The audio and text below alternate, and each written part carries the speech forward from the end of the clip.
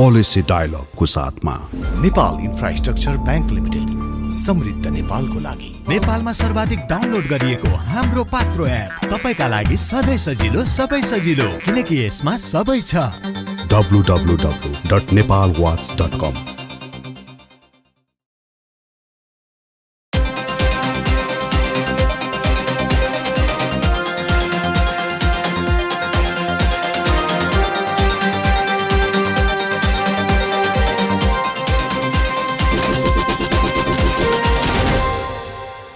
नमस्कार, पोलिसी डायलगमा स्वागत छ। म गोविन्द राज पोखरेल। नीति अनुसन्धान प्रतिष्ठानको सहकार्यमा नेपाल वाच मल्टिमिडियाबाट सञ्चालित यो पोलिसी डायलग समुन्नतिका लागि सञ्चार पैरवी अभियान हो।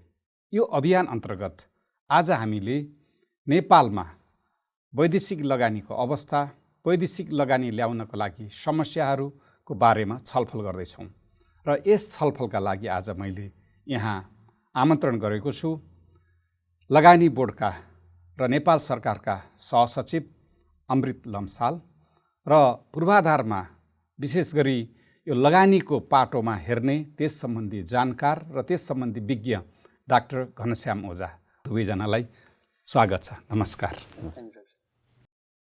र सबभन्दा पहिले म सहसचिवजीसँग जान्छु।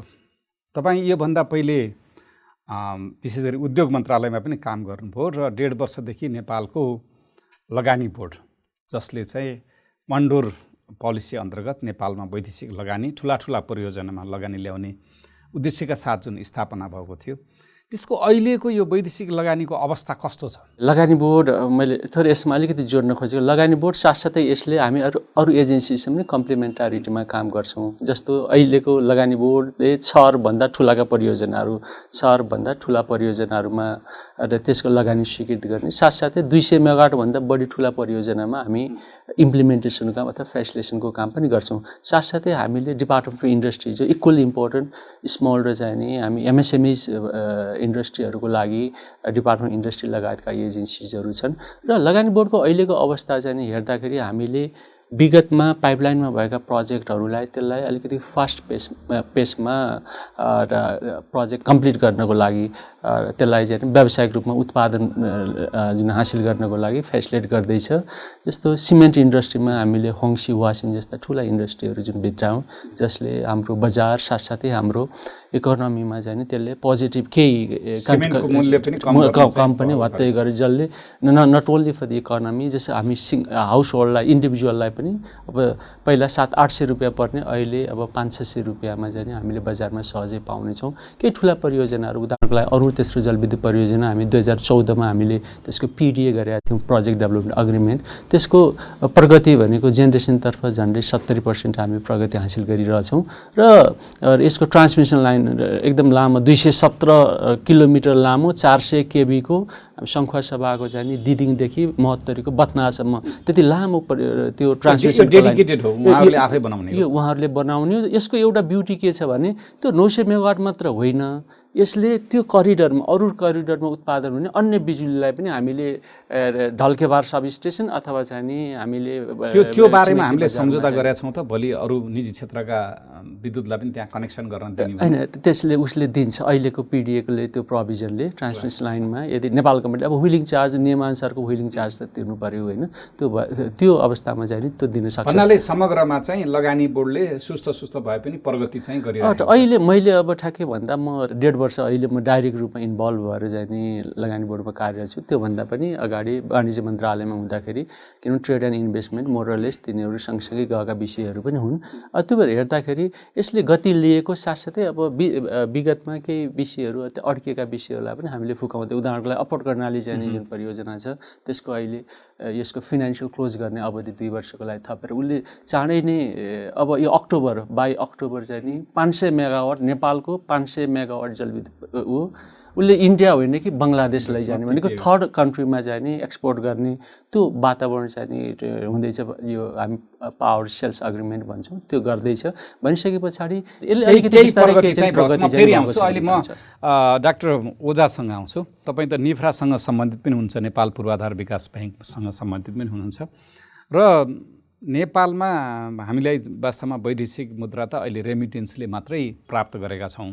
अब हाम्रो अन्य स्रोत भनेको त वैदेशिक लगानी, वैदेशिक सहयोग र एक्सपोर्टबाट नै हो हामीले प्राप्त गर्ने। यो बाहेक अब यो अहिले लगानी ल्याउनलाई अब लगानीको अवस्था कस्तो छ? जस्तै यो विदेशी लगानी ल्याउनलाई के समस्या छन् हामीले यो फाइनेन्सियल ब्याङ्किङको समस्याहरूमा? अहिलेको वास्तवमा तपाईँ हामी त एकदम जिडिपीको 10 वर्षमा हेर्दाखेरि जिडिपीको 0.2% मात्रै रहेछ। त्यो हिसाबले हेर्दा अफगानिस्तान र भुटानको लेभलमा रहेछौँ हामी चाहिँ नेपालमा चाहिँ वैदेशिक लगानी। यो फाइनेन्सियल एस्पेक्ट के छ, किन आउँदैन वैदेशिक लगानी?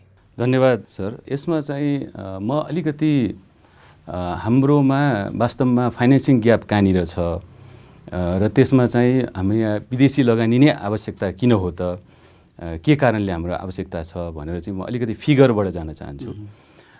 विशेष गरी हामीले हेऱ्यौँ भने 2017 मा यो डेभलपमेन्ट फाइनेन्सिङ असेसमेन्ट नेपाल सरकारले यो सस्टेनेबल डेभलपमेन्ट गोल र त्यस्तै हामी मिडल इन्कम कन्ट्रीमा स्टेटसमा ग्रो हुनको लागि एउटा अध्ययन गरेका थियो। हामीलाई कति जति पैसा आवश्यकता पर्दो रहेछ र कति चाहिँ हाम्रो ग्याप छ भनेर अध्ययन गरेका थियो। त्यसमा चाहिँ के देखियो भन्दाखेरि हजुरको करिब करिब हामीलाई 18 खरब चाहिँ यो इयर अन इयर प्रति वर्ष चाहिँ हामीले 18 खरब चाहिँ लगानी गर्नुपर्ने देखियो नेपालमा। अब हामीले के देखिन्छ भने हाम्रो आन्तरिक र वैदेशिक यो सहायताबाट र हाम्रो आन्तरिक स्रोतबाट करिब हजुरको टोटल 18 खरबमा झन्डै 25 देखि 30% मात्रै त्यो परिपूर्ति भएको देखिन्छ। बाँकी चाहिँ रफली हजुरको भनौँ 10 खरब, मिनिमम 10 खरब, अब भन्नलाई चाहिँ 10 देखि 15 खरब पनि भन्छन्। अब अहिले चाहिँ जुन दिगो लगानीको थियो त्यसमा करिब त्यति बेलाको मूल्यमा करिब 12 बिलियन डलर चाहिँ पूर्वाधारमा लगानी हुनुपर्छ भन्नेको थियो नेपालमा एसडिजी गोल एचिभ गर्नलाई। हजुर, अब समस्या के छ? करिब 12 खरब चाहिँ हामीलाई प्रति वर्ष चाहिँ लगानी गर्नुपर्ने त्यति ग्याप चाहिँ देखिन्छ। अब त्यो ग्याप चाहिँ हामीले कहाँबाट ल्याउने त भन्दाखेरि चाहिँ फेरि हामीले वैदेशिक लगानी नै ल्याउने हो। वैदेशिक लगानी ल्याएर त्यसलाई चाहिँ ग्याप फुलफिल गर्नुपर्ने हो। अब हाम्रो वैदेशिक लगानीको स्थितिलाई अलिकति हामीले हेऱ्यौँ भने करिब एभरेजिङ गर्दाखेरि हामी झन्डै 25 मिलियन USD चाहिँ प्रति वर्ष चाहिँ विदेशी लगानी हाम्रोमा इन्फ्लो भएको देखिन्छ। जम्मा 25 मिलियन USD। अब कम्पेरिटिभ हेर्ने हो भने चाहिँ फेरि हाम्रो जस्ता इकोनोमी र हामीभन्दा धेरै कमजोर स्थिति भएका रुवान्डाको हेर्ने हो भने झन्डै उसको चाहिँ 200 मिलियन प्लस चाहिँ उसले प्रति वर्ष चाहिँ। अहिले त रुवान्डा हामीभन्दा धेरै पर व्यक्ति आए पनि माथिको धेरै माथि गइसक्यो। इथियोपियाको एभरेजिङ 650 मिलियन US डलर चाहिँ उनीहरूले प्रति वर्ष FDI ल्याइरहेछन्। Tajikistan, Rwanda, Ethiopia, Mozambique हामीभन्दा कमजोर अर्थव्यवस्था भएका राष्ट्रहरू हामीभन्दा असाध्यै धेरै 200-300 मिलियन USD चाहिँ उनीहरूले FDI भित्राइरहेछन्। हामीले चाहिँ 25 मिलियन हाम्रोमा आउँदाखेरि हामी खुसी मनाउँछौँ। इन्डियाको कुरै छोड्यौँ, इन्डियाको 50 बिलियन चाहिँ US डलर उसले भित्राउँछ भनेपछि हाम्रोमा हामीले यो स्वीकार गर्नु पर्यो कि हाम्रोमा FDI असाध्यै कम आउँछ। अघि सरले भनिसक्नुभयो यो साउथ एसियन रिजनमै भुटान र अफगानिस्तान छोडेर सबैभन्दा कम यो FDI ल्याउने राष्ट्र चाहिँ हाम्रो हो। अब कुरा के आउँछ भने त्यसो भए किन चाहिँ हाम्रोमा FDI कम आयो त? किन चाहिँ आज रुवान्डा त्यस्तो स्थिति, इथियोपिया चाहिँ हिजो हामीले त्यही इथियोपियाको गरिबी त्यो इतिहास हामी हेरौँ, रुवान्डाको इतिहास हेरौँ भने उनीहरू चाहिँ त्यति छोटो समयमा यति धेरै 600-700 मिलियन डलर चाहिँ उनीहरूले प्रति वर्ष FDI ल्याउने, हामी चाहिँ 25 मिलियन मात्रै ल्याउन सक्ने, जबकि हाम्रो त्यत्रो धेरै कन्फ्लिक्टमा हामी गएको पनि होइन, उनीहरूको कम्पेयर गर्दाखेरि त्यत्रो ठुलो गरिबी पनि हाम्रो होइन।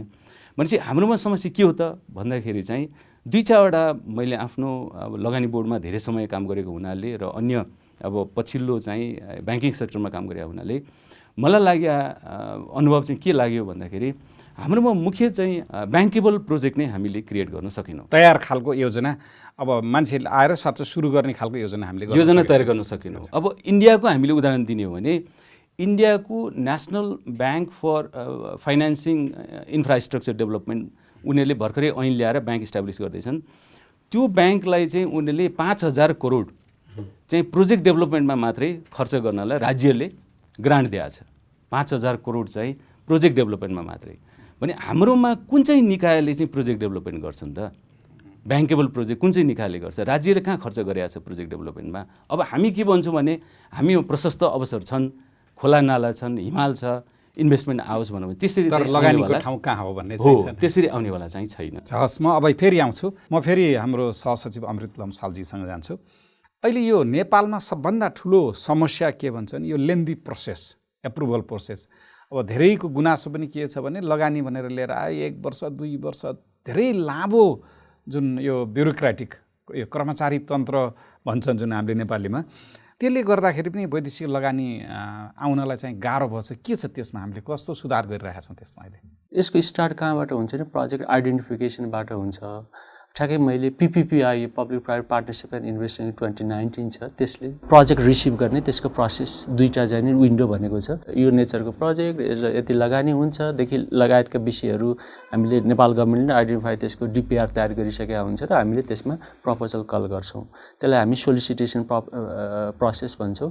अनसोलिसिटेड भनेको डेभलपर आफैले आइडेन्टिफाई गरेको, जुन नेपाल गभर्मेन्टले आइडेन्टिफाई गरेका छैन त्यस्तो प्रपोजलहरू पनि लिएर आउँछ। अब हामी यता लगानी बोर्डमा आउने जुन प्रपोजलको लागि हेऱ्यौँ भने उसले प्रपोजल सब्मिट गरिसकेपछि एक लेभलको लगानी बोर्डमा स्क्रुटिनी भइसके पछाडि प्रपोजल एक्सेप्ट हुन्छ र उसले डिटेल, अब सुरुमा त इनिसियल एउटा उसले त्यसको चाहिँ टेक्निकल एस्पेक्ट होला, त्यसको चाहिँ फिनान्शियल एस्पेक्ट होला, मार्केट एस्पेक्ट होला, सोशल इन्भाइरोमेन्टल एस्पेक्ट, एकदम चाहिँ प्रिलिमिनरी प्रपोजलमा ती विषयहरू उल्लेख भएको हुन्छ।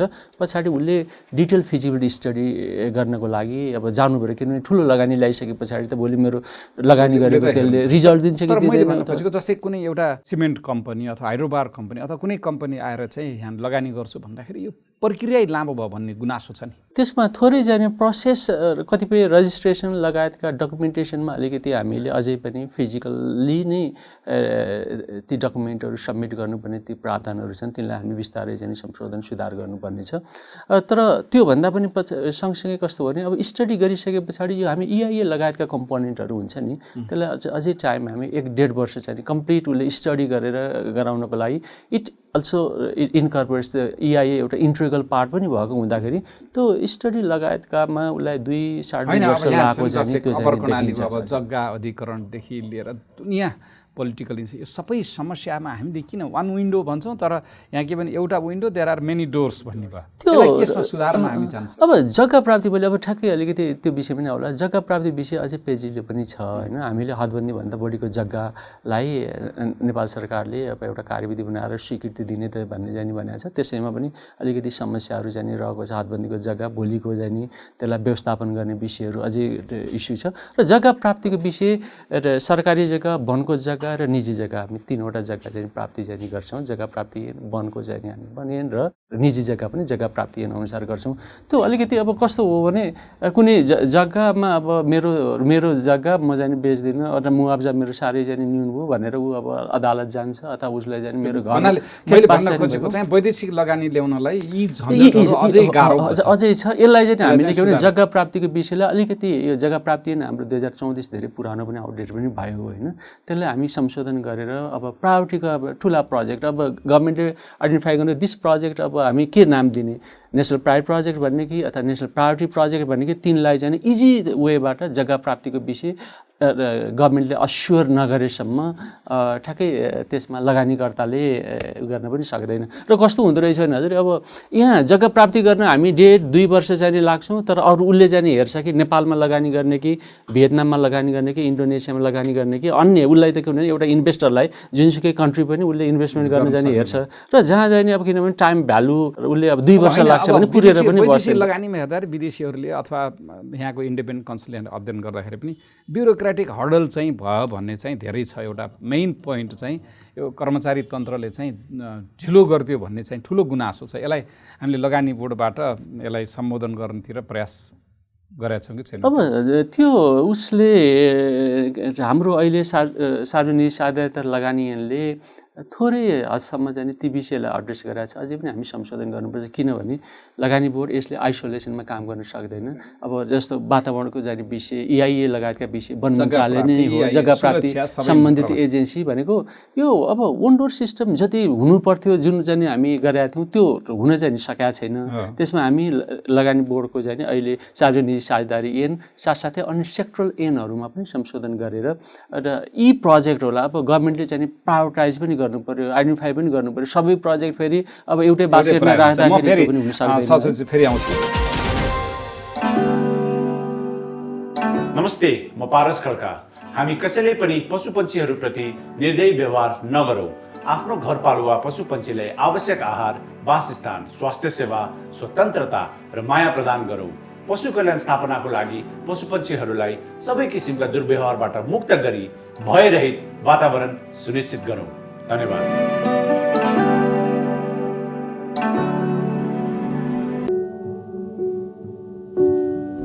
नेपाल इन्फ्रास्ट्रक्चर ब्याङ्क लिमिटेड, समृद्ध नेपालको लागि। नेपालमा सर्वाधिक डाउनलोड गरिएको हाम्रो पात्रो एप तपाईका लागि सधैँ सजिलो, सबै सजिलो, किनकि यसमा सबै छ।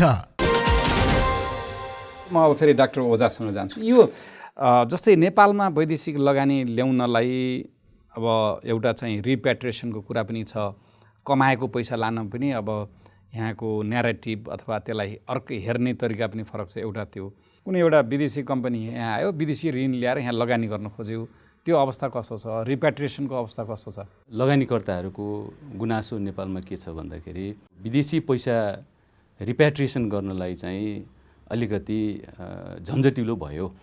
रिप्याट्रिएसन गर्नलाई चाहिँ एउटै कमाएको पैसा चाहिँ हामीलाई लानलाई एउटै निकायको स्वीकृति भएदेखि हामीलाई सजिलो हुन्छ भन्ने छ। अब यहाँ चाहिँ त्यो कमाएको पैसा उनीहरूले फिर्ता लानलाई पनि धेरैवटा निकायको चाहिँ उनीहरूले स्वीकृति लिनुपर्छ। त्यो नै असाध्यै झन्झटिलो लामो प्रक्रिया हुन्छ। त्यो भएर विदेशी लगानीकर्ताहरू चाहिँ त्यसमा पनि अलिकति डिस्करेज भएको छन्। र FDI ल्याउनलाई पनि अघि थोरै कुरा भएको थियो। हाम्रोमा चाहिँ अब कुन परियोजनामा FDI ल्याउने भन्नेमा पनि विदेशी लगानीकर्ताहरू आफै पनि कन्फ्युज हुन थाले। एउटा सानो कुरा राख्न चाहन्छु। यो राजनीतिक दल काङ्ग्रेस, एमाले, माओवादी र अलिकति नयाँ दलहरूको पनि चुनावको बेलामा घोषणापत्रमा चाहिँ वास्तवमा पूर्वाधारमा उहाँहरूले सोचेको के रहेछ, इकोनोमिक डेभलपमेन्टमा उहाँहरूले सोचेको के रहेछ भनेर त्यो घोषणापत्रहरू चाहिँ हामीले अध्ययन गऱ्यौँ।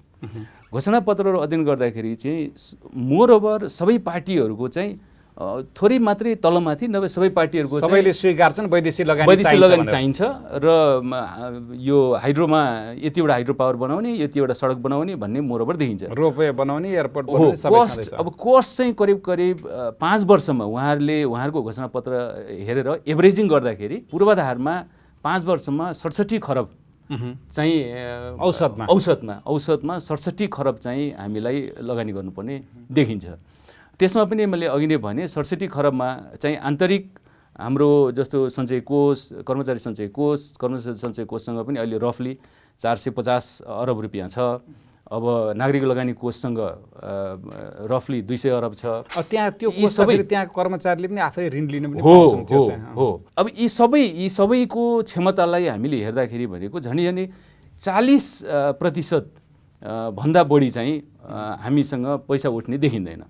भन्नाले नेपालका ठुला राजनीतिक दलहरूले आफ्नो घोषणापत्रमा उल्लेख गरेको जुन लगानी हो पूर्वाधारमा, त्यो हामीलाई करिब 67 खर्ब औसतमा चाहिन्छ 5 वर्षलाई भनेपछि वार्षिक 13.5 खर्ब भन्दा बढी भयो, जुन चाहिँ हाम्रो दिगो विकासको लक्ष्यसित मिल्छ। अब त्यसको 40% मात्रै आन्तरिक रूपमा चाहिँ हामीले परिचालन गर्न सक्छौँ। बाँकी चाहिँ फेरि हामीलाई त विदेशी लगानी नै चाहिने हो। फेरि घुमिफिरी हामीले विदेशी लगानी बिना उपाय छैन। अब विदेशी लगानी ल्याउनलाई चाहिँ अघि सरले भनिसक्नुभयो, एउटा चाहिँ हामीले रिप्याट्रिएसन। त्योभन्दा अझ म अगाडि गएर के भन्छु भन्दाखेरि हामीलाई नेसनल इन्फ्रास्ट्रक्चर प्लान, हाम्रो राष्ट्रको पूर्वाधार योजना के हो त हामीसँग छैन। यो के छ भन्दाखेरि धेरैजसो पूर्वाधारका योजनाहरू चाहिँ यतिकै राजनीतिक छलफलका आधारमा, डिस्कसनका आधारमा चाहिँ पूर्वाधारका परियोजनाहरू चाहिँ तयार हुन्छन्। त्यसको कुनै योजना हुँदैन। त्यसको चाहिँ दीर्घकालीन योजना यसलाई कसरी चाहिँ हामी लगानी गर्छौँ, यसमा विदेशी लगानी ल्याउने हो कि स्वदेशी आन्तरिक खर्चबाट चाहिँ हामी चलाउने हो कि भन्ने कुनै योजना बिना त्यो योजना चाहिँ तयार हुन्छ। त्यो भयो भने हामीलाई पहिलो कुरा त के चाहियो भन्दाखेरि नेसनल इन्फ्रास्ट्रक्चर प्लान, राष्ट्रिय पूर्वाधार योजना चाहिँ चाहियो। त्यो पनि एटलिस्ट मेरो विचारमा त हाम्रोमा मिनिमम 30 देखि 50 वर्षसम्मको अबको हाम्रो पूर्वाधार योजना के त, हामी कुन सेक्टरमा जाने, जस्तो हामी चाहिँ हाइड्रोमा जाने भने कुन कुन हाइड्रो पावर प्रोजेक्टहरू चाहिँ हामी विदेशी लगानीबाट गर्ने। अब हामीसँग त लगानी बोर्ड पनि छ, राष्ट्रिय योजना आयोग पनि छ, त्यहाँको फ्रेगमेन्टेड भयो कि के भयो त्यो आयोजना? हो, अब समस्या के, राष्ट्रिय योजना आयोग त हामी छँदैबाट प्रोजेक्ट ब्याङ्क गराउने भनेर प्रयास गरेको हो। अब हाम्रोमा एक त समन्वयको असाध्यै समस्या छ हरेक निकायको, त्यसमा लगानी बोर्डका सचिव सरले अझ बढी अनुभव गर्नुहुन्छ। नेपालमा विदेशी लगानी स्वीकृत गर्नलाई 37वटा निकायमा धाउनुपर्छ एउटा विदेशी लगानीकर्ताले। हामी कल्पना गरौँ 37वटा होइन, जस्तै मालदिप्समा चाहिँ एक दिनमा, बङ्गलादेशमा एक हप्तामा, नेपालमा एक वर्ष भन्ने रहेछ मान्छेको बाहिर भनाइ। वैदेशिक लगानी भने मालदिप्समा एक दिनमा, बङ्गलादेशमा एक हप्तामा, नेपालमा एक वर्षमा लाग्दो रहेछ भनौँ प्रक्रियागत रूपमा। अब म फेरि पछि आउँछु, म फेरि थोरै म यसमा रिप्याट्रिएसनको विषय अलिकति थोरै म जोड्न सान्दर्भिक पनि हुन्छ। रिप्याट्रिएसन भनेर फेरि हाम्रो दर्शकहरूले नबुझ्नु होला, यो चाहिँ विदेशी लगानी ल्याएर नेपालमा आएर त्यसबाट कमाएको नाफा फेरि फर्काएर लिएर जाने कुरा हो। जस्तो जुन वैदेशिक लगानी तथा जुन प्रविधि हस्तान्तरण ऐनले 3वटा लगानी भन्नाले जस्तो एज अ इक्विटीको रूपमा, एज अ लोनको रूपमा र उसले चाहिँ नि फेरि रिइन्भेस्ट आफ्नो अर्निङलाई चाहिँ रिइन्भेस्ट गर्यो भने त्यसलाई भन्नाले विदेशबाट ल्याएको पैसा ऋणमा पनि लिएर आउन सक्छ, इक्विटीमा आफ्नो शेयरको रूपमा सोपुजी ल्याउन सक्छ, अथवा यही कमाएको फेरि लगानी गर्न पनि सक्छ र त्यसबाट अब उसले प्राप्त गरेको मुनाफा लैजाने सन्दर्भमा अब अहिले जुन ब्याङ्किङ च्यानलबाट जस्तो अहिले नेपाल राष्ट्र ब्याङ्कले अटोमेटेड रुट पनि इन्ट्रोड्युस गरेको छ। सर्टेन सिलिङसम्मको चाहिँ त्यो अटोमेटेड रुटबाट आउँछ भनेको ब्याङ्किङ च्यानलबाट आउँछ, ब्याङ्किङ च्यानलबाट आइसकेकोलाई रिप्याट्रिएसन गर्न खासै चाहिँ समस्या देखिँदैन। र पहिला जुन कालखण्डमा आजभन्दा 20-50 वर्ष चाहिँ नि अगाडि उसले लगानी ल्यायो, लगानी लिएर आएर यहाँ कुनै एउटा चाहिँ उद्योग सञ्चालन गर्यो र अब त्यसको सेयरहरू लगायतका तिनीहरू सबै अपडेटेड चाहिँ नि छैन र त्यसले अब फिर्ता लैजान्छु भन्ने जुन अकाउन्टेड छ नि, त्यस्तो इन्भेस्टमेन्टको सन्दर्भमा काहीँ चाहिँ अलिकति समस्या चाहिँ मैले अहिले देखिन्छ। र हामीले त्यहाँ छलफल त्यो समितिले पनि कतिपय विषयहरू लिएर आएर जेन्युन रूपमा लगानी गरेको छ र उसले अब सेयर कतै पनि हस्तान्तरण गरेको छैन र फिर्ता लैजान चाहन्छ भने त्यसमा सहजीकरण पनि त्यो समितिले सहजीकरण गर्ने, त्यो केस बेसिस, हामी सबैलाई एज अ ब्ल्याङ्केट होइन, केस बेसिस रूपमा जेन्युन चाहिँ नि छ, त्यो सर्टेन लेभलको स्क्रुटिनी गर्दाखेरि देखिन्छ भने फिर्ता गर्ने गरेर पनि गरेको छ। तर यसको होल प्रोसेस जुन छ नि, यो गर्ने यो प्रक्रिया नै अलिकति लामो छ भन्ने, झन्झटिलो छ, गुनासो छ भन्ने छ, यसलाई वान डोर गर्न सकिँदैन। अब त्यही हो, अलिकति डकुमेन्टेसन उसले जाने गत वर्षको उसले ट्याक्स तिरेको सबै ठाउँमा एक ठाउँमा बुझाउनु पऱ्यो, फेरि 10 ठाउँमा जाने बुझाइरहनु पऱ्यो, त्यही डकुमेन्ट बुझाइरहनु पऱ्यो लगायतका अलिकति हामी डकुमेन्टेसनमा चाहिँ नि अलिकति समस्या जस्तो देख्छु। ती हामीलाई फिजिकल्ली नै ती डकुमेन्ट चाहिने लगायतका विषय। अब कुनै एउटा एजेन्सीमा उसले जस्तो डिपार्टमेन्ट अफ इन्डस्ट्रीमा उसले सबमिट गर्यो भने त्यो सिस्टमेटिक रूपमा सबै नेपाल राष्ट्र ब्याङ्क लगायतमा त्यसलाई चाहिँ फुल्ली हामी अपरेसनलाइज गर्यो भने त्यो समस्या अलिकति उद्योग विभागमा सबमिट गरेको राष्ट्र ब्याङ्कले तुरुन्तै अहिले वन डोर सिस्टममा चाहिँ नि त्यो नेपाल राष्ट्र ब्याङ्कको केही टिम आएर त्यहीँ हामी उद्योग विभागमै बसेर पनि फेसिलिटेट गर्ने काम गरेको छ होइन। तर अझै पनि हामी डकुमेन्टेसनको विषय दुइटै एजेन्सीले चाहिँ नि त्यो खोजिरहने गर्दाखेरि अलिकति हासल्स फिल चाहिँ नि भएको हुनसक्छ। तर रिप्याट्रिएसन अब पछिल्लो जन्म जस्तो मैले सानो उदाहरण पनि गर्न उपयुक्त हुन्छ। जस्तो हामी यो एसएपीडीसी एसजेबिएनको जुन भारतको चाहिँ सतलज जलविद्युत निगम छ, त्यसले अरुण तेस्रो जलविद्युत परियोजना गरेको छ। जस्तो उसले लगानीको लागि लगानी चाहिँ थप अभिवृद्धि गर्नको लागि पहिला सुरुमा त उसको 92 अरब समथिङ थियो, पछाडि उसको अहिले वृद्धि गरेर 1 खर्ब चाहिँ 44 अरबको चाहिँ लगानी स्वीकृत गरेको छ। अब अप्रुभ उसलाई चाहिँ निवेदन दियो, तर चाहिँ अप्रुभ गर्नको लागि त्यसको प्रोसेस बोर्डमा लैजाँदा अलिकति समय लाग्यो। तर इन बिट्विन उसले सर्टेन रिसोर्स पैसा लिएर आएको छ भने त्यसलाई हामीले किनभने गुड फेथमा त्यसलाई लगानी त हाम्रो यतातिरको अलिकति प्रोसेस बोर्डले डिसिजन गर्ला अथवा एजेन्सीले गर्ला, त्यस्तो विषयमा हामीले फेसिलिटेट गर्ने चाहिँ त्यो लाइनमा चाहिँ गरिरहेको। अब यो मैले अलिकति किन यो बाहिर विदेशी जस्तै यो मेट्रोको लगानीकर्ताहरूले यिनीहरूले के भन्छ भने अब 3 वर्षदेखि फलोअप गरिरहेका छौँ होइन, लगानी बोर्डले यस पनि भन्दैन, नो पनि भन्दैन भन्दाखेरि यो अलिकति वैदेशिक लगानी होला, त्यसको पछाडिको इकोनोमिक फिजिबिलिटी अब हाम्रो रणनीति नपर्ला, तर यस र नोको डिसिजन पनि लगानी बोर्डबाट अलि भएन भन्ने छ नि, के हो त्यसमा रेस्पोन्सै भएन। त्यसको मिक्स चाहिँ नि होला। अब हामीले एउटा एजेन्सीको अब रिपोर्ट गर्ने कोही लगानीकर्ताले आएर सोध्यो गर्छु भने त्यसलाई तिम्रो हुन्छ या हुन्न भन्ने कुरो रेस्पोन्स अब जस्तो कस्तो रहेछ भने हामीले मै त्यहीँ गइसकेपछि मैले बाहिर उ गर्दाखेरि नि अब त्यो खालको मेरो एउटा पर्सेप्सन थियो। तर भित्र गइसकेपछि लिएर आयो उसले चाहिँ नि एउटा सर्टेन चाहिँ एउटा 2 पेज 4 पेजको मात्रै 4 पेजर लिएर आएर सबमिट गर्यो र बाहिर के भन्छ भने मैले लगानी बोर्डमा चाहिँ उसलाई फलोअप चाहिँ नि तिमी यो डकुमेन्ट लिएर आएर तिम्रो डिटेल्स लिएर आऊ भनेर गर्दाखेरि उसले यतातिर रेस्पोन्ड गर्दैन। तर हाम्रो छ नि हाम्रो सिस्टम हामी बुझेका छौँ विभिन्न एजेन्सीमा एउटा निवेदन दिएको भरमा लगानी बोर्डले चाहिँ यसो गर्यो भन्ने त्यस्तो पनि छ होइन। अब कतिपय विषयहरू उसैले अब जस्तो सुरुमा एउटा उसको प्रपोजल थियो अब 2-3 वटा चाहिँ उसका यहाँ के छ भने वैदेशिक लगानी गराए एउटा सांसद बोकेर हिँडे अनि सांसद कहाँ गएर लो मेरो त लगानी बोर्डले स्वीकृति गरेन भन्ने। तर त्यहाँ चाहिँ चाहिने डकुमेन्टहरू चाहिँ बुझाएको छैन।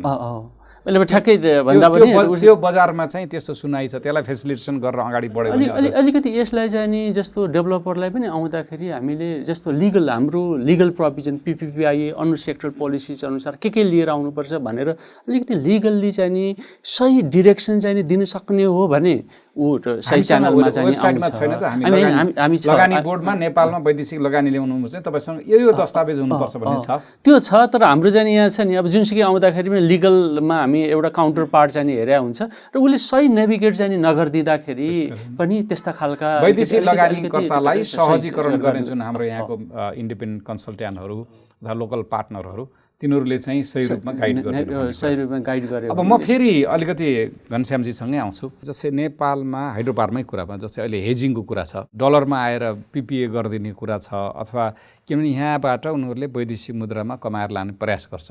हेजिङको कस्तो छ अवस्था अहिले नेपालमा? हेजिङमा चाहिँ अहिले नेपालमा समस्या के भयो भन्दाखेरि हेजिङ कतिपय इन्भेस्टरहरूले प्राइभेट ब्याङ्कहरूसँग चाहिँ आफ्नै ढङ्गले हेजिङ चाहिँ गरिरहेछन्।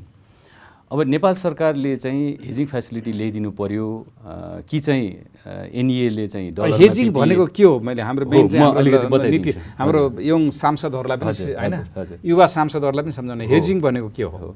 यसमा चाहिँ जेनरली के हुन्छ भन्दाखेरि यो करेन्सी फ्लक्चुएसन हुँदाखेरि जस्तो डलरको भाउ नेपाली पैसा चाहिँ डलरको तुलनामा चाहिँ धेरै कम डिभ्यालुएसन भइसकेपछि चाहिँ डलरको भाउ बढेपछि चाहिँ हामीले जब उसको रिप्याट्रिएसन हुन थाल्छ उसले पैसा लान लान थाल्दाखेरि चाहिँ डलरको भाउ चाहिँ गडबड हुँदाखेरि चाहिँ यता उसले लाने पैसा डलरमै लाने भएको हुनाले चाहिँ उसले रेभेन्यू चाहिँ नेपाली करेन्सीमा आउँछ। तर उसले फिर्ता लाँदाखेरि चाहिँ डलरमा लाने भएको हुनाले हिजो $1 बराबर 100 रुपियाँ थियो भने लगानी गर्दाखेरि भोलि फिर्ता लाँदाखेरि चाहिँ $1 बराबर चाहिँ 120 रुपियाँ भइदियो भने हाम्रो चाहिँ 120 रुपियाँ चाहिँ 20 रुपियाँ चाहिँ हामीलाई लस हुने भयो। अब लगानीकर्तालाई अब त्यो लस चाहिँ उसले चाहिँ यतिकै त्यो रिस्क लिन चाहँदैन। त्यो हुँदाखेरि भन्दाखेरि उसले चाहिँ $100 यहाँ लगानी गर्यो, उसको आशा चाहिँ $15 कमाउँछु भन्ने थियो। तर उसले यहाँ आम्दानी गर्ने नेपाली रुपियाँमा हो। तर पछि नेपाली रुपियाँ चाहिँ अब सस्तो भएर डलर महँगो हुँदाखेरि उसको $12 मात्रै आउने। अनि त्यो $3 जुन छ त्यसलाई चाहिँ सम्बोधन गरिदिनुलाई हामीले हेजिङ भन्छौँ। तर नेपालमा के छ त्यसको? अब हेजिङ रेगुलेसन नेपाल सरकारले 2079 हेजिङ रेगुलेसन चाहिँ ल्यायो। तर हेजिङमा चाहिँ समस्या के भइदियो भन्दाखेरि कुनै कोष बिनाको हेजिङ भइदियो, कुनै फन्ड बिना हेजिङ फन्ड बिनाको चाहिँ हेजिङ भइदियो र त्यसमा पनि धेरै चाहिँ त्यसको हेजिङको रिस्क चाहिँ त्यो डेभलपरले नै लिनुपर्ने गरिकन आयो। त्यो हुँदाखेरि धेरै जसो इन्भेस्टरहरूले के भन्यो भने यो हेजिङ चाहिँ कामै छैन, हामीले यसको कामै छैन, हामी यसको एन्टरटेनै गर्दैनौँ, बरु हामी रेगुलर जे छ हामी त्यही अनुसारले गर्छौँ कि चाहिँ हामीलाई डलर PPA गरिदिनु पर्यो, नत्र भने चाहिँ हेजिङको एटलिस्ट यो करेन्सी फ्लक्चुएसनको रिस्क चाहिँ हामी सेयर गरौँ। कतिपय रिस्क चाहिँ हामी लगानीकर्ताले पनि हामी रिस्क लिन्छौँ र कतिपय रिस्क चाहिँ सरकारले पनि रिस्क लिदिनु पर्यो भनेर चाहिँ उनीहरूको माग हो। र यसमा चाहिँ केही काम चाहिँ भएको छ, जस्तो भर्खरै चाहिँ हेजिङ फन्ड यो फन्डसहितको हेजिङ सुविधा दिने गरिकन अर्थ मन्त्रालयले ब्याङ्कसँग चाहिँ कल गरेको छ र त्यसमा चाहिँ मैले सुनेअनुसार 2-3 वटा ब्याङ्कले चाहिँ अप्लाई गरेका छन् र त्यो आशा गरौँ चाँडै नै कार्यान्वयन जान्छ। अब म फेरि सहसचिवसँग आएँ। अब यो नेपालमा अब एकदम कम छ। हामीले जतिसुकै राम्रो भने पनि अब वैदेशिक लगानी अब गएको 10 वर्षको औसत हाम्रो कुल ग्राहक उत्पादनको 0.2% होइन 2% भनेको एकदम कम हो। र हामीले अघि नै देख्यौँ हामीलाई लगानीको लागि हाम्रो साला खाला चाहिँ 13-13.5 खर्ब रुपियाँ प्रत्येक वर्ष पूर्वाधारमा खर्च गर्नुपर्ने हुन्छ। त्यसमा हाम्रो सरकारको सबै गर्दाखेरि हाम्रो पुग्दैन त्यो पैसा, हामीले विदेशी लगानी ल्याउनै पर्ने हुन्छ। अब यहाँ के चुनौतीहरू देख्नु भएको छ तपाईँ त्यहाँको अनुभवले? अब 1.5 वर्ष त सबै राम्रो भयो त लगानी आउँथ्यो, के सुधार गर्नुपर्ने चाहिँ देख्नुहुन्छ त्यहाँ? र नीति निर्माताहरूले विशेष गरी हाम्रो अहिले संसद एकदम चलायमान भएको छ, युवा सांसदहरू हुन्छ, विकास गर्छु भनेर सबै लाग्नु भएको छ, उहाँहरूलाई के सुधार गर्नुपर्ने देख्नुहुन्छ नीतिगत रूपमा? अब मैले ठ्याक्कै भन्नुपर्दा विभिन्न फ्याक्टरहरू छन् विदेशी लगानीलाई चाहिँ मेट्रियलाइज गर्नको लागि होइन। अब सबभन्दा पहिलो निर्माताले के गरिदिनु पर्यो? अब पहिलो त कस्तो भने एउटा यहाँलाई पनि अलिकति त्यो विदितै छ, पोलिटिकल स्टेबिलिटी साथसाथै के खोज्छ भने पोलिसी चाहिँ नि कन्सिस्टेन्सी र कन्टिन्युटी चाहिँ हुनुपर्छ। नेपाल सरकारका नीति हरेक एउटा तिनीहरू चाहिँ नि अब कुनै गभर्मेन्ट हाम्रो त के हो भने अलिकति पोलिटिकल इन्स्टेबिलिटी त्यो हामीले हुने गरेको अनुभूति गरेको विषय। पोलिटिकल इन्स्टेबिलिटी हुने बित्तिकै डेभलपरलाई बाहिरको इन्भेस्टरलाई कस्तो हुँदो रहेछ भने त्यहाँ गयो अहिले एउटा सरकार छ, पोलिटिकल पार्टी छ र भोलि चाहिँ अर्को चेन्ज हुँदै गर्दा मेरो कतै लगानी चाहिँ डुब्ने होइन भनेर त्यो आश्वासन गर्नको लागि पनि पोलिटिकल स्टेबिलिटी साथसाथै तिम्रो लगानीको सुनिश्चितता हुन्छ है भनेर त्यो अस्योरेन्स चाहिँ गरिदिनुपर्छ। एउटा थोरै यो PPPIL-ले जुन म यसमै पनि जोड्न चाहन्छु, PPP भनेको सार्वजनिक निजी साझेदारी तथा लगानी ऐन 2075 छ। त्यसले यस विषयमा के कुरा गरेको छ जस्तो त्यसले यो चेन्ज इन ल प्रोटेक्सन चाहिँ नि भन्छ। आज जुन कानुन छ सम्झौता गर्दा जुन कानुन छ, कानुनले जुन सुविधाहरू दिएको छ तिमीले ओभर द पिरियड यो अवधिभर यो कन्सेसन पिरियड अथवा चाहिँ त्यो अवधिभर तिमीले त्यो सुविधा पाउँछौ है, जस्तो ट्याक्समै होला होइन, इन्कम ट्याक्समै होला, अन्य सुविधाहरू तिमीले पाउँछौ भनेर चाहिँ भनिदिएको छ। तर त्यो साथसाथै हाम्रो कस्तो छ भने अब लगानी ऐन यो भन्नाले सार्वजनिक निजी साझेदारी तथा लगानी ऐन साथसाथै हाम्रो त आर्थिक ऐनमा कतिपय विषयहरू आर्थिक ऐनमा आउँछन्, सेक्टरल ऐनमा भएको विषय पनि त्यसले आर्थिक ऐनमा पटक चेन्ज भएर आउँछ। त्यस्ता गर्दाखेरि के हो भने एउटा उनीहरूलाई त्यो कन्फिडेन्स चाहिँ बिल्ड गर्नको लागि पोलिटिकल स्टेबिलिटी साथसाथै चाहिँ पोलिसी र हाम्रो कन्सिस्टेन्ट निरन्तरता हुन्छ है भन्ने त्यो असुरेन्स चाहिँ चाहिँदो रहेछ।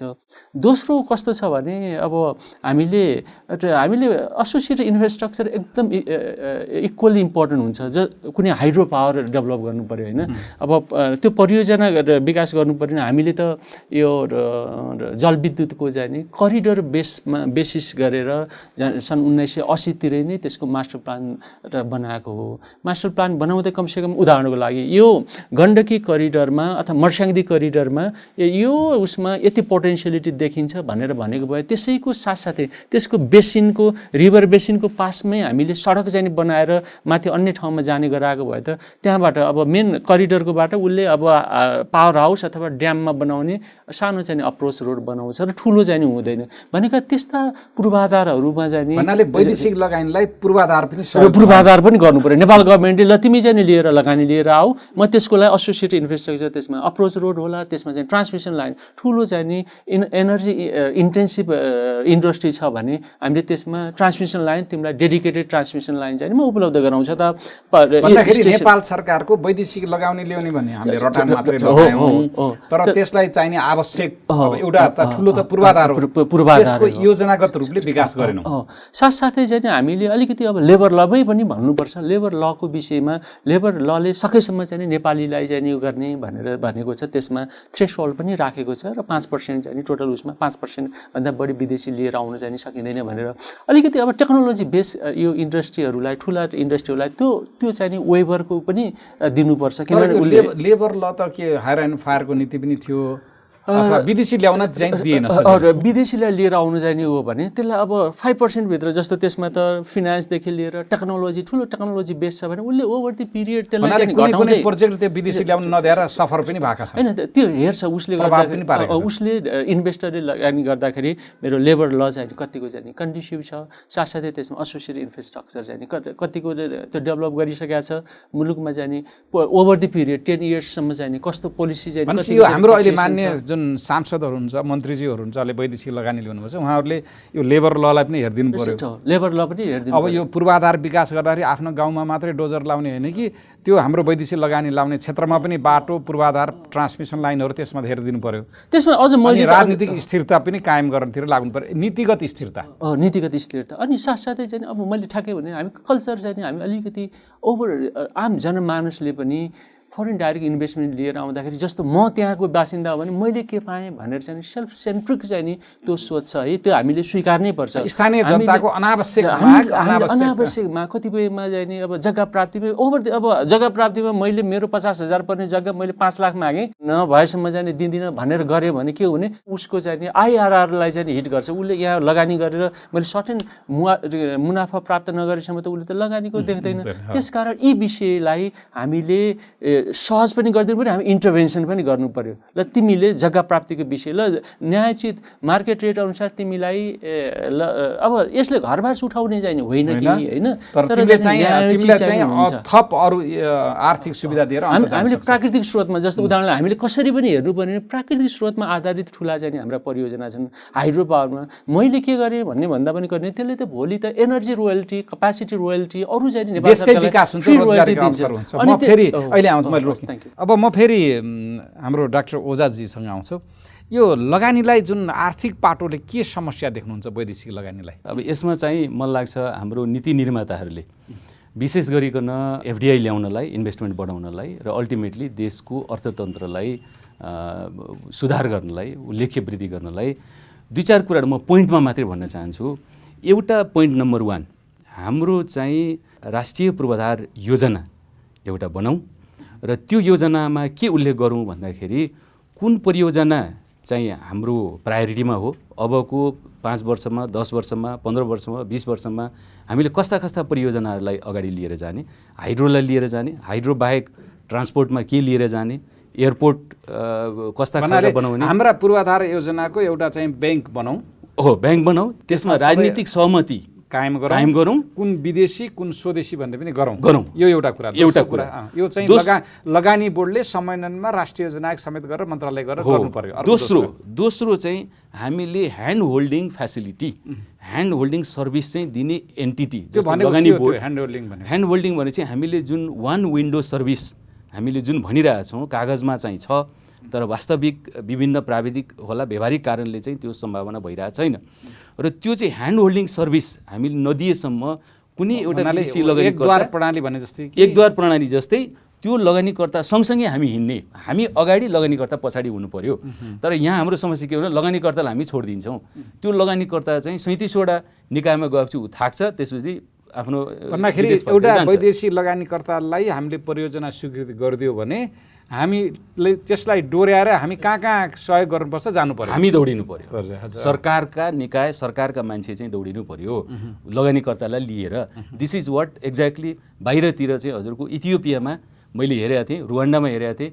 उनीहरूले त अझ इन्भेस्टमेन्ट एम्बेसडर भनेर राखेका रहेछन् विदेशमै राखेका छन् र त्यसले चाहिँ कुनै त्यहाँ त्यो देशको इन्भेस्टरलाई लिएर आउँछ ऊ सँगसँगै सबै निकायमा जान्छ अप्रुभल गराउँछ त्यसपछि ऊ फेरि त्यो लगानीकर्ताले लिएर जान्छ हो त्यो काम चाहिँ हामीले गर्नु पर्यो तेस्रो अघि सरले भनिसक्नुभयो हाम्रो नीतिमा चाहिँ स्टेबिलिटी आउनु पर्यो हामी कुनै एयरपोर्ट चाहिँ कहिले हामी सरकारले बनाउने भन्छौँ कहिले चाहिँ सार्वजनिक निजी साझेदारीमा बनाउने भन्छौँ त्यस्तै हाइड्रो पावर परियोजना चाहिँ सरकारले बनाउने भन्छौँ कहिले चाहिँ निजी क्षेत्रले बनाउने भन्छौँ त्यसरी हाम्रा ठुला परियोजनाहरू चाहिँ वर्षौँदेखि अलपत्र भएका छन् हाम्रो चाहिँ निजगढ विमानस्थलकै कुरा गरौँ यो बुढीगण्डकी हाइड्रो पावर 1200 मेगावाटको त्यत्रो ठुलो हाइड्रो पावर त्यत्रो ठुलो पोटेन्सियल भएको परियोजना चाहिँ कहिले सरकारले बनाउने भनेर कहिले निजी क्षेत्रले बनाउने भने हामी अलमल लिएर चाहिँ निजी क्षेत्र आउँदैन त्यो भएर नीतिगत स्थायित्व हामी के हुनु पर्यो भन्दाखेरि हामी यो परियोजना सरकारले बनाउने यो परियोजना निजी क्षेत्रले बनाउने र यसमा जुनसुकै सरकार आए पनि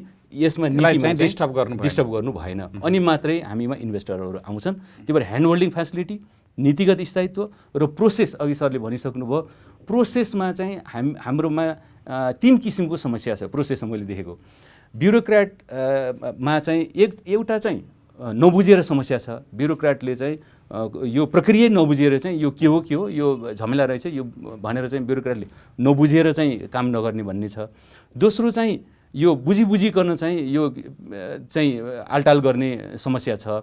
तेस्रो चाहिँ डरको पनि समस्या छ। कतिपय बुझेका ब्युरोक्रेटलाई पनि विभिन्न खालका रेगुलेटर एजेन्सीहरूको चाहिँ डर छ। त्यो भए हुनाले यो ब्युरोक्रेटमा चाहिँ एउटा सरकारले नै एक खालको पोलिसी लिइसकेपछि सरकारले सँग ओरिएन्टेसन भएर चाहिँ ब्युरोक्रेट जान्छ। ब्युरोक्रेटले जाने चाहिँ कुनै पनि परियोजना रोकौँ भनेर चाहिँ पक्कै पनि चाहँदैन होला र त्यो सङ्ख्या असाध्यै कमै होला र त्यो अनुसारले चाहिँ हाम्रो प्रोसेसमा चाहिँ हामीले जतिसक्दो कम, जस्तो भनौँ न अघि सरले भनिसक्नुभयो 24 घन्टाभित्र चाहिँ इन्भेस्टमेन्ट अप्रुभल दिने हो। EIA IE गर्नलाई 6 महिना लाग्छ, 6 महिना 1 वर्ष लाग्ला, ती प्रक्रियाहरू हुँदै जान्छन्। तर इन्भेस्टमेन्ट उसको बिजनेस प्रपोजल जो उसले लिएर आउँछ त्यो हामी 24 घन्टामा दिन सक्छौँ र बाँकी काम उसले गर्दै जान्छ। एटलिस्ट इन्भेस्टरलाई हामीले के भन्नु पऱ्यो भने हेर है हाम्रोमा प्रक्रिया चाहिँ छोटो छ, तिमी आऊ, तिम्रो अप्रुभल हुन्छ, बाँकी चाहिँ तिमीले प्रक्रिया पुर्याउँदै जानुपर्छ, अरू चाहिँ कन्डिसन्स राखेर हामी दिन सक्छौँ। तर हामी चाहिँ एउटा इन्भेस्टमेन्ट अप्रुभल चाहिँ हामी 3 महिना 6 महिना लगाइदिने हो भने हाम्रोमा इन्भेस्टर आउँदैनन्। विदेशमा पनि फेरि त्यसो त 24 घन्टामा सबै उसले प्रक्रियाहरू पुरा गरे हुँदैन। 24 घन्टामा एटलिस्ट उसको बिजनेस प्रपोजल अप्रुभ हुन्छ। त्यो त हामी गर्न सक्छौँ नि। यी कुराहरूमा चाहिँ ध्यान दिनु पर्यो। नमस्ते, म पारस खड्का। हामी कसैले पनि पशुपन्छीहरूप्रति निर्दयी व्यवहार नगरौँ। आफ्नो घरपालुवा पशुपन्छीलाई आवश्यक आहार, वासस्थान, स्वास्थ्य सेवा, स्वतन्त्रता र माया प्रदान गरौँ। पशु कल्याण स्थापनाको लागि पशुपन्छीहरूलाई सबै किसिमका दुर्व्यवहारबाट मुक्त गरी भयरहित वातावरण सुनिश्चित गरौँ। धन्यवाद।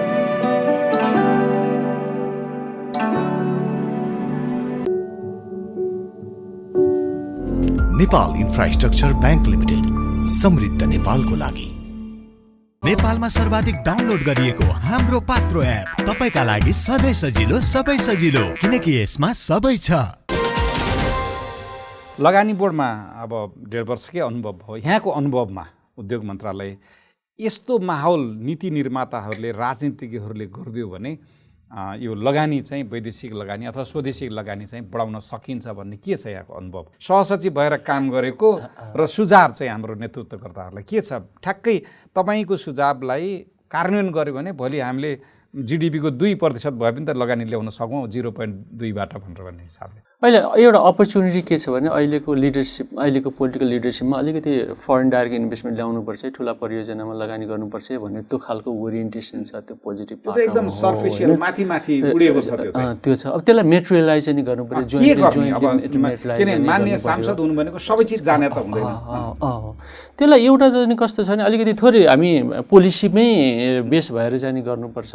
एउटा जस्तो पूर्वाधार योजना, छुट्टै योजना भन्नुभन्दा पनि हामीले धेरै गराउनुभन्दा अब जुन सेक्सन प्लानको हामी जुन तयारी गर्दैछौँ नि त्यसमा पहिलाको ट्रान्सफर्मेटिभ प्लान प्रोजेक्ट भनेर भन्यौँ, त्योभन्दा पनि अलि मोर चाहिँ नि प्रोजेक्टको थोरै अब त्यहाँ चाहिँ के भने जस्तासुकै प्रोजेक्टको चाहिँ रेडिनेस नभएका प्रोजेक्ट पनि, स्टडी नभएका प्रोजेक्ट पनि अथवा त्यसको प्रोजेक्ट आइडिएसन नभएका प्रोजेक्टहरू पनि राख्यो, जसले गर्दाखेरि लिस्ट ठुलो भयो तर पछि इम्प्लिमेन्टेसनमा चाहिँ अलिकति अप्ठ्यारो भयो।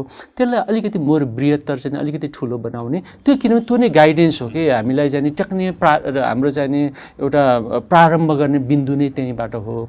त्यसले ट्रान्सफर्मेटिभ प्रोजेक्ट चाहिँ फलाना प्रोजेक्टहरू अब प्रायोरिटी आउनु त्यसमा, किनभने NPC एज ओभरअल चाहिँ नि यसको कोअर्डिनेसन गर्ने एजेन्सी भएको भएर ल पब्लिक प्राइभेट पार्टनरसिपका प्रोजेक्ट फलाना प्रोजेक्ट चाहिँ पब्लिक प्राइभेट पार्टनरसिपका प्रोजेक्ट हुन्। द्याट्स वाइ भोलि लगानी बोर्ड अथवा चाहिँ अन्य यससँग चाहिँ सँगै काम गर्ने चाहिँ एजेन्सीहरूले यसलाई चाहिँ बढाउने। फलाना प्रोजेक्ट उदाहरणको लागि हाइड्रो पावरको कुरा हो भने अब हाइड्रो पावरमा नेपालले चाहिँ नि स्टोरेजमा गभर्मेन्टले चाहिँ स्टोरेज अथवा चाहिँ हामी स्टोरेज प्रोजेक्ट मात्रै गर्ने, बाँकी चाहिँ अरू सबै अब यी प्रोजेक्ट चाहिँ नि हामी PPPमा गर्छौँ, यी चाहिँ नि नेपालको डोमेस्टिक अथवा प्राइभेट इन्भेस्टरहरूबाट मात्रै गर्छौँ किनभने त्यहाँ प्राइभेट इन्भेस्टमेन्टको मोडालिटी पनि छ। त अलिकति क्लियर गरेर गरिदियो भने रोलको क्लियरिटी पनि हुन्छ र अरू जुन पर्सपेक्टिभ चाहिँ जुन डेभलपर हो इन्भेस्टरलाई पनि फलानु यो एजेन्सीमा चाहिँ जानुपर्छ भन्ने हुन्छ।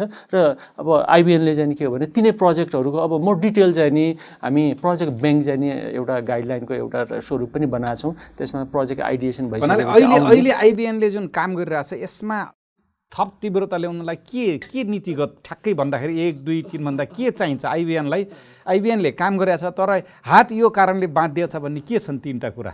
एउटा IBNले यसले आफै मात्रै, किनभने यो ठुलो इन्टिटी फेरि अम्पायर बिल्डिङै गर्ने गरे यसका ठुला चाहिँ टेन्टाकल पनि हामी बनाउनु हुँदैन। यो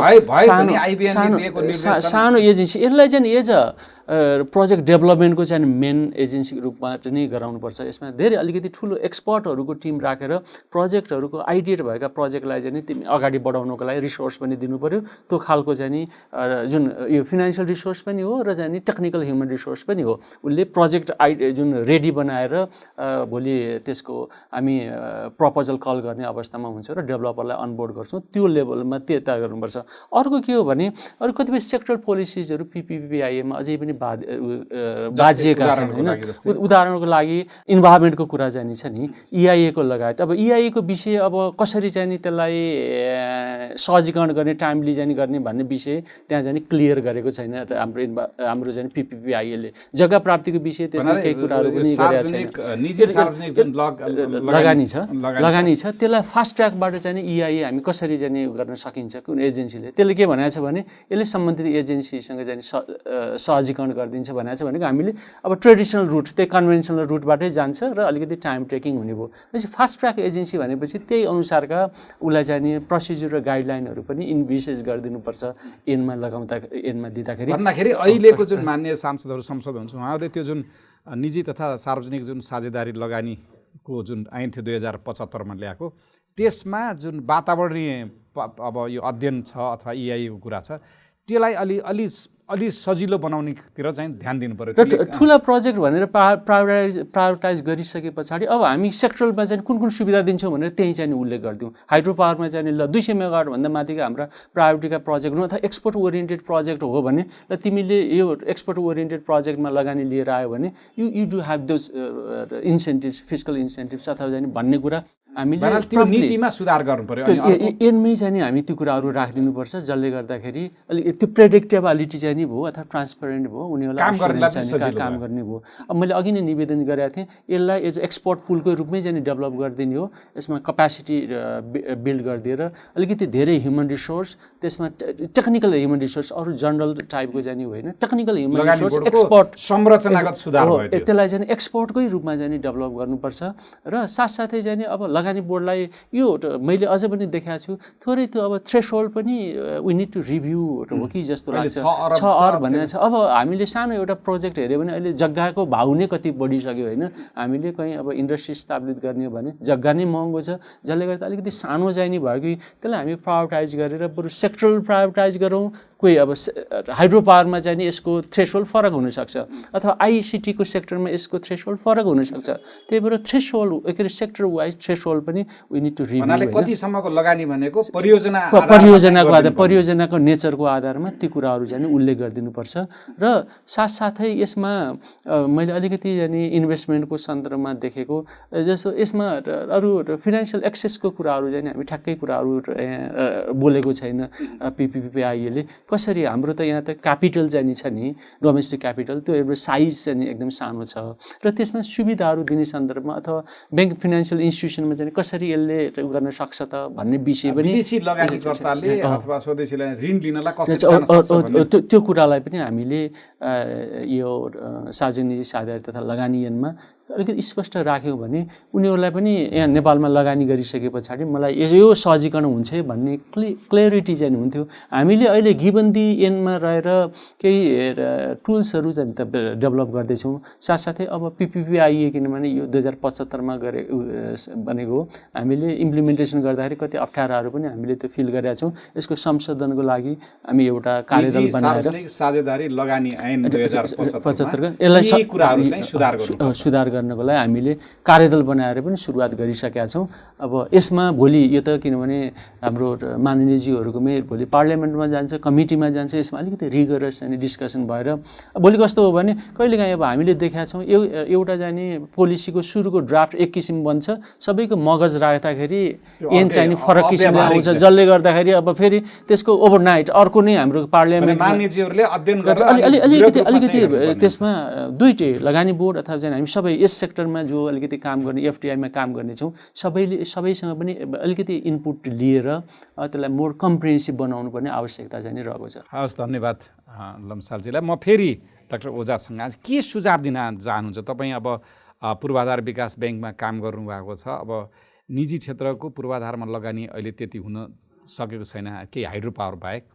लगानी बोर्ड हाम्रो चाहिँ अब ठुला लगानीको लागि एउटा सेन्टर नै भयो, नोडल एजेन्सी नै भयो। बाहिर बसेर के देख्नुमा चाहिँ के सुझाव दिन चाहनुहुन्छ? लगानी बोर्डले यस्तो गरिदियो भने राम्रो हुन्थ्यो भन्ने कुरा। हजुर, किनभने उसले त लिड लिन सक्छ, सरकारको संस्था हो। अब हामीले चाहिँ कस्तो फाइनेन्स चाहिँ हामीले ल्याउन सक्छौँ र त्यसमा चाहिँ लगानी बोर्ड लगायतका हाम्रा अन्य निकायहरू, सरकारी निकायहरूले कसरी काम गर्न सक्छन् भन्नेमा म बुँदागत रूपमा मात्रै राख्न चाहन्छु।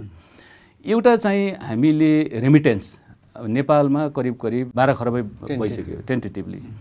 अब त्यत्रो रेमिटेन्सको पैसा चाहिँ नेपालमा रेमिटेन्स को पैसा यहाँ युटिलाइज गर्ने भनेर चाहिँ धेरै पटक कोसिस चाहिँ भयो। रेमिट फाइनेन्सको पनि कुरा भए, तर धेरै जसो चाहिँ अझै पनि हामीले त्यो क्यापिटलाइज गर्न सकेका छैनौँ। त्यत्रो पैसा चाहिँ हामीले क्यापिटलाइज गर्न सकेको, किनकि उनीहरूको इन्ट्रेस्ट धेरै जसो इक्विटीमा देखिन्छ, डेटमा चाहिँ त्यति देखिन्न। र इन्भेस्ट गर्नलाई पनि रेमिटेन्सको पैसा चाहिँ रेमिटवालाहरूले चाहिँ के सोचिरहनु भएको छ भने कस्तो परियोजनामा गर्ने हो त, त्यो पनि क्ल्यारिटी उहाँहरूलाई चाहियो। भोलि रिटर्न कति हुन्छ त्यो भयो हुनाले त्यो। अब रेमिटेन्स के छ भने त इन्डिभिजुअल हाउसहरूले घर बनाउँछ, छोराछोरी पढाउँछ, हेल्थ इन्सुरेन्स तिर्छ, मोटरसाइकल किन्छ, त्यति धेरै ठुलो रेमिटेन्स इन्डिभिजुअल त ल्याउन सक्दैन। त्यो पैसा ल्याएर ठ्याक्क सरकारको खातामा राख्ने त होइन। एकदमै त्यसको लागि चाहिँ नेपाल सरकारले कुनै एउटा यस्तो इन्स्ट्रुमेन्ट क्रिएट गर्नु पर्यो कि त्यो चाहिँ पुलमा आउनु पर्यो र त्यो पुलमा आएको पैसा चाहिँ कुनै परियोजनामा लगानी गर्न सकिन्छ। एउटा चाहिँ सोर्स देखेको मैले त्यो। दोस्रो, राष्ट्र ब्याङ्कले नि प्रयास गर्यो, रेमिट हाइड्रो पनि भइरहेको छैन। किनभने त्यत्रो त्यो नेपालीहरू रेमिटेन्स रिसिभरहरू हार्डली अब त्यो 40-50 हजार महिनाको अथवा 1 लाख राख्नेको कन्जम्सनमा गइरहेछ। त्यतातिर त त्यो अहिलेको फर्स्ट जेनेरेसन रेमिटेन्स चाहिँ सोसियल डेभलपमेन्टमा, घर राम्रो बनाउन, छोराछोरी पढाउन, ऋण तिर्न, होइन, अलिकति साना पसलहरू खोल्न, ठुलो लगानीमा जाने सम्भावना धेरै कम छ। अब दोस्रो चाहिँ मैले जोडिहाल्छु। दोस्रो चाहिँ हाम्रोमा के भयो भन्दाखेरि हामी ट्रेडिसनल फाइनेन्सिङ इन्स्ट्रुमेन्टमा चाहिँ हामी बेस भयौँ। जस्तो हाम्रो अहिले हेर्ने हो भने सार्वजनिक निजी साझेदारी PPP फाइनेन्सिङकै एउटा इन्स्ट्रुमेन्ट PPP भयो। सार्वजनिक निजी साझेदारी बाहेक अल्टरनेटिभ फाइनेन्सिङ भनेको वैकल्पिक वित्तीय उपकरणतिर हामी जाँदै गएनौँ। जस्तो चाहिँ मानौँ न एकछिनको लागि हामीले चाहिँ ब्लेन्डेड फाइनेन्समा हामी गएनौँ। त्यस्तै हजुरको यो हाइब्रिड एन्युटी मोडल भन्ने छ, यो रोड प्रोजेक्टमा चाहिँ इन्डियामा, यो भारतमा असाध्यै धेरै सक्सेस भएको छ। त्यो लगानी बोर्डले अझै त्यो नीति छैन, त्यो हो, त्यो खालको नीति नै, त्यो संरचना नै हाम्रो बनिसकेका छैन। भनेपछि हामीले के गर्यौँ भन्दाखेरि ट्रेडिसनल फाइनेन्सिङ इन्स्ट्रुमेन्टमा मात्रै हामी बेस भयौँ, अल्टरनेटिभ फाइनेन्सिङ इन्स्ट्रुमेन्टमा गयौँ। अहिले संसारभरि अथवा छिमेकी मुलुकहरूमा जुन यो वित्तीय प्रयोग भइरहेका वित्तीय उपकरणहरू जुन विकास भइरहेछन् त्यसमा हामी गएनौँ। जस्तो ब्लेन्डेड फाइनेन्स भयो, यो हाइब्रिड एन्युटी मोडल भयो। एकछिन सम्झौँ त, हाम्रोमा इन्भेस्टमेन्ट के सेक्टरमा आइरहेछ भन्दाखेरि हाम्रोमा फरेन इन्भेस्टमेन्ट धेरै जसो हाइड्रो पावर सेक्टरमा मात्रै आएछ। हाम्रोमा रोडमा आएछ, ट्रान्सपोर्ट सेक्टरमा चाहिँ यो प्राइभेट इन्भेस्टमेन्ट छैन। के अरे अन्य अरू सेक्टरमा चाहिँ हामीले प्राइभेट इन्भेस्टमेन्ट ल्याउन सकेका छैनौँ। कारण किन भन्दाखेरि अब एनर्जीमा चाहिँ NEA ले PPA गरिदिन्छ। त्यो भयो भने एक खालको रेभेन्यूको क्ल्यारिटी छ, मार्केट इन्स्योर्ड छ, त्योबाट आउँछन्। अब अन्य सेक्टरमा पनि त हामीले एट्र्याक्ट गर्न सक्नु पर्यो प्राइभेट सेक्टरलाई। जसरी चाहिँ हजुरको इन्डियामा चाहिँ उनीहरूले हजारौँ लाखौँ किलोमिटर चाहिँ अहिले यो प्राइभेट सेक्टरले ल्याएर रोड बनाउने योजनामा छन् उनीहरू। यो नेसनल हाइवे अथोरिटी उनीहरूले क्रिएट गरेर चाहिँ प्राइभेट सेक्टर ल्याएर यो रोड प्रोजेक्टहरू गरिरहेछन्। त्यो केमा, त्यसको मोडालिटी के हो भन्दाखेरि हाइब्रिड एन्युटी मोडलबाट उनीहरू ह्याम मोडलबाट गइरहेछन्। भने हामीले गर्न नसक्ने त होइन नि। प्राइभेट सेक्टर, हाम्रोमा पनि प्राइभेट सेक्टर धेरै कम्पिटेन्ट भइसके, ठुला परियोजना बनाउन सक्ने भइसके। रोड प्रोजेक्टहरू भन्नाले हाइब्रिड एन्युटी मोडलमा जानु पर्यो, ब्लेन्डेड फाइनेन्समा जानु पर्यो, होइन। त्यस्तै हेजिङमा चाहिँ हामीले फन्ड सहितको हेजिङ तुरुन्तै ल्याउनु पर्यो। र PPP भन्नाले यी जुन औजारहरूलाई लगानी बोर्डले पहल गर्नु पर्यो सरकारबाट नीति ल्याउनु। हजुर, त्यस्तै अर्को लास्टमा भनिहाल्नु एसेट मोनेटाइजेसन। अब हाम्रोमा चाहिँ यति धेरै पब्लिक इन्फ्रास्ट्रक्चरहरू भइसक्यो, जस्तो एयरपोर्ट भइसक्यो। हामी चाहिँ किन हाम्रो TIA लाई, त्रिभुवन अन्तर्राष्ट्रिय विमानस्थललाई हामीले मोनेटाइज नगर्ने? त्यस्तै हामीसँग हाइड्रो पावरहरू छन्, कतिपय हाइड्रो पावरहरू चाहिँ ह्यान्डओभरै भइसके। ती हाइड्रो पावरको चाहिँ हामी भ्यालुएसन गरेर त्यो एसेटलाई हामी मोनेटाइज गरौँ र त्यही अर्को हाइड्रो पावर हामी त्यही उसबाट चाहिँ हामी बनाउन सक्छौँ। त्यसैलाई कोल्याटरलको रूपमा हामी बनाउन सक्छौँ। भनेपछि यसरी चाहिँ हामी एसेट मोनेटाइजेसन, त्यस्तै हजुरको यो हेजिङ भयो, त्यस्तै चाहिँ ह्याम मोडल भयो, यस्ता नयाँ नयाँ इन्स्ट्रुमेन्टमा हामी गयौँ भने हामी चाहिँ अन्य सेक्टरमा पनि हामी इन्भेस्टमेन्ट ल्याउन सक्छौँ। नभए ट्रेडिसनल इन्स्ट्रुमेन्टबाट मात्रै चाहिँ अब हामी अगाडि जान सक्दैनौँ। हस्, आजको यो वैदेशिक लगानी सम्बन्धी संवादमा हाम्रो नेपाल सरकारका लगानी बोर्डमा कार्यरत सहसचिव अमृत लम्सालजी र त्यसै गरी निफ्रा नेपाल पूर्वाधार विकास ब्याङ्कमा रहेर लगानी र पूर्वाधार सम्बन्धी क्षेत्रमा चाहिँ काम गर्नुभएको डाक्टर ओझा, यहाँहरू दुवैजनालाई धेरै धेरै धन्यवाद र यहाँहरूसित म बिदा चाहन्छु र दर्शकहरूसित पनि म आजको कार्यक्रमबाट बिदा चाहन्छु। हवस्, नमस्कार।